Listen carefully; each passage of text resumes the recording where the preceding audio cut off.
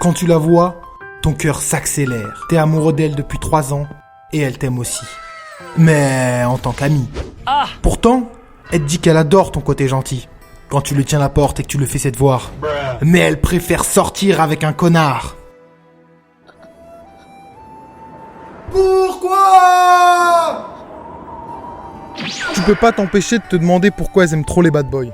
Alors qu'au fond de toi, tu connais déjà la réponse. Le bad boy a confiance en lui, et peut-être même un peu trop. Il sait parler aux meufs. Forcément, vu qu'il flirte avec 10 d'entre elles en même temps. Et le pire, c'est que le fait qu'il soit désiré par d'autres filles le rend encore plus attirant. Mais ce n'est pas tout, parce que le bad boy sait se battre, et il n'hésitera pas à la défendre. Avec lui, elle se sent en sécurité. Alors que toi... Toi, t'es juste gentil et tu lui tiens la porte, frérot. Et ouais, mon ref, dans ce monde, que ce soit avec les filles, ou dans à peu près tous les autres aspects de la vie, le bad boy, le bâtard, celui qui a pas peur d'agir pour ses propres intérêts, aura toujours l'avantage sur le gentil garçon. Et pour que tu comprennes ça, aujourd'hui je vais te transmettre les conseils d'un célèbre auteur florentin. Et cet auteur, c'est pas n'importe qui. Parce que le mec, c'est tellement un scélérat, c'est tellement un enfoiré, que à côté de son nom dans le dictionnaire, il y a marqué « qui est d'une grande perfidie, virgule, d'une scélératesse tortueuse ». Et c'est même pas une blague, parce que le mec qui est à l'origine du machiavélisme n'est autre que Nicolas Machiavel. Originaire de Florence en Italie, Machiavel était un penseur politique du XVIe siècle, ayant de puissants conseils pour les gens trop gentils qui ne réussissent pas dans leur vie. Ses pensées tournent autour d'une observation centrale assez inconfortable. Les méchants gagnent toujours, car ils ont un avantage énorme sur les gentils. Ils sont prêts à agir avec la plus sombre ingéniosité et ruse pour faire avancer leurs projets. Ils ne sont pas freinés par des principes et des valeurs inutiles. Ils sont prêts à mentir, déformer la réalité, menacer ou devenir violents. Ils sauront aussi, lorsque la situation l'exige, duper en usant de la séduction, user de leur charme, de paroles mielleuses ou bien même aveugler et distraire. Ces gens-là n'ont aucun scrupule à utiliser tous les coups de pute pour conquérir le monde. Alors que quand tu décides d'être quelqu'un de bien, tu dois agir bien. Et ça ne suffit pas d'avoir les bons objectifs. Quand on est quelqu'un de bien, il faut les atteindre sans brusquer personne, en étant bon et gentil avec tout le monde. Donc si tu dois être à la tête d'un projet, il faut convaincre les gens avec des arguments sérieux, ne pas mentir, ne pas chercher à les appâter. Si tu veux créer un monde plus juste, tu dois doucement essayer de persuader les fauteurs de troubles d'arrêter, sans utiliser l'intimidation. Et si tu veux que les gens soient gentils, il faut que tu fasses preuve de bonté, même envers tes ennemis. Zéro cruauté. Ça semble être un monde parfait, n'est-ce pas? Mais Machiavel remarqua un problème incontestable avec cette façon d'agir.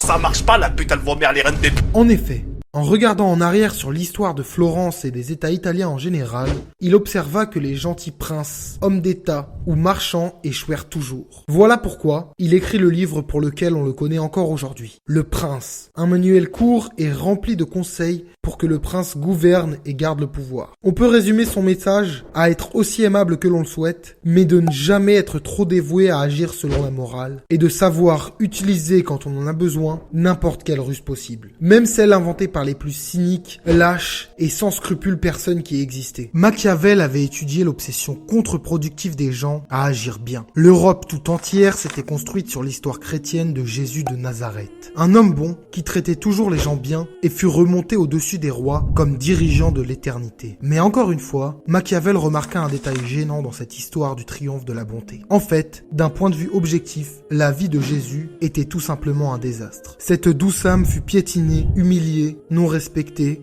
et moquée. Et si Dieu n'était pas intervenu en personne, il aurait été l'un des plus grands perdants de l'histoire. La clé de l'efficacité résiderait donc dans le fait de dépasser les vestiges de cette histoire. Alors quand il y a cette petite voix dans ta tête qui vient te chantonner des trucs du genre Sois gentil, pas méchant, c'est pas gentil d'être méchant, c'est mieux d'être gentil.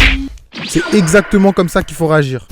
Une bonne droite histoire qu'elle ferme bien sa gueule. Alors oui, ça peut choquer, et on est bien d'accord, être gentil n'est pas forcément une faiblesse. Mais si tu ne sais pas comment réagir quand les gens essayent de profiter de toi, ou que tu ne prends jamais le risque d'aller contre la morale et la vie majoritaire, alors là, ça devient une faiblesse. Des fois, il faut savoir répondre à nos ennemis avec des armes aussi puissantes que les leurs. Et tu vois tous ces tyrans ? Ils se sont tous indéniablement inspirés de Machiavel pour mettre en place leur dictature. Diviser pour mieux régner, coloniser, simuler et dissimuler. Toutes ces choses, tu les apprends en lisant Le Prince. Mais ce livre n'a pas, comme certains le pensent, pour but de te donner la capacité de devenir un tyran et de régner sur ta bande de potes en leur faisant que des coups de pute. Non, c'est avant tout un livre sur ce que les gentils devraient apprendre des tyrans. Un livre sur comment être efficace, pas juste gentil. Car si tu veux vraiment comprendre comment être efficace, tu dois retenir des leçons de chaque personne, même les plus perfides et les plus cruelles.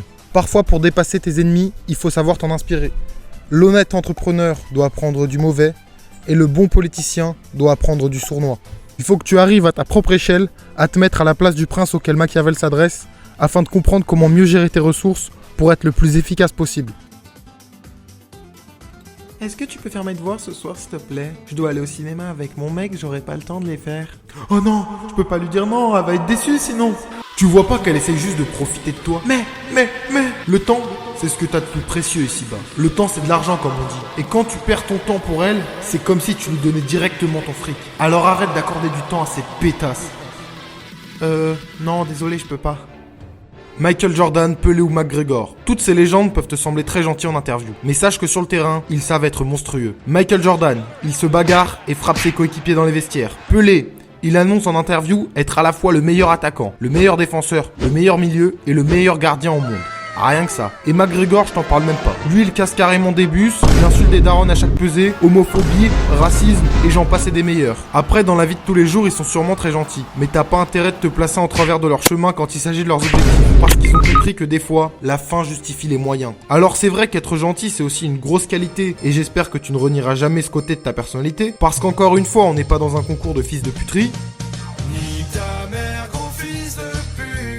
Mais même un mec comme Francis Ngannou, tout gentil, tout mignon, on a envie de lui faire des câlins. Il le dit lui-même. Quand il rentre dans la cage, c'est pas pour te faire des papouilles. Il est là pour t'arracher la tête, mon ref. Je tape les gens pour vivre. C'est ça que je fais comme profession.